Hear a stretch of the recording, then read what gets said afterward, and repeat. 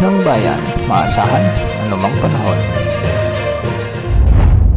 Magandang oras po sa ating lahat. Narito na ang latest update sa lagay ng ating panahon at sa magiging lagay ng panahon sa susunod na 24 oras. Sa kasalukuyan kung makikita natin sa ating satellite animations ay maraming lugar ang nakakaranas ng maulap na panahon na may mga kalat-kalat na pag-ulan. At ito ay mga pinagsamang epekto ng shear line, amihan at easterlies.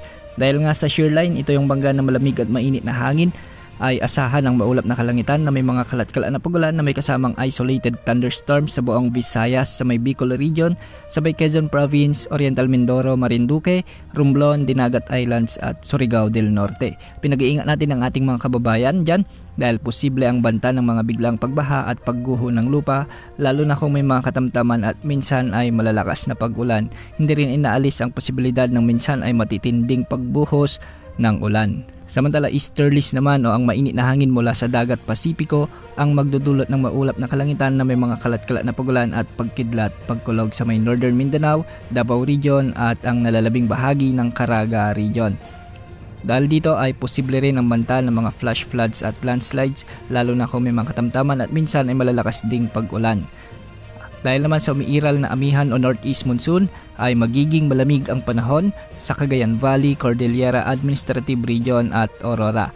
Hindi rin inaalis ang posibilidad ng mga biglang pagbaha at pagguho ng lupa, lalo na kung may mga pag-ulan at dulot ito ng mga minsan ay malalakas na pagbuhos ng ulan. Sa nalalabing bahagi ng Mindanao ay easterlies pa rin ang magdudulot ng bagyang maulap hanggang sa maulap na papawirin na may mga kasamang kalat-kalat na pag-ulan at thunderstorms.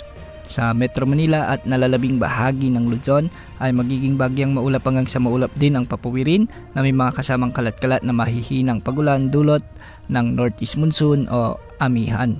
Para naman sa mga pag-alon sa mga karagatan, sa Northern Luzon, ang eastern sections ng Central Luzon, sa may Southern Luzon at Visayas ay posible ang mga pag-alon ngayon na posibleng umabot sa 4.5 meters. Samantalang sa eastern section ng Mindanao at ang eastern seaboards naman ng Luzon ay posible ang mga pag-alon hanggang 4 na metro.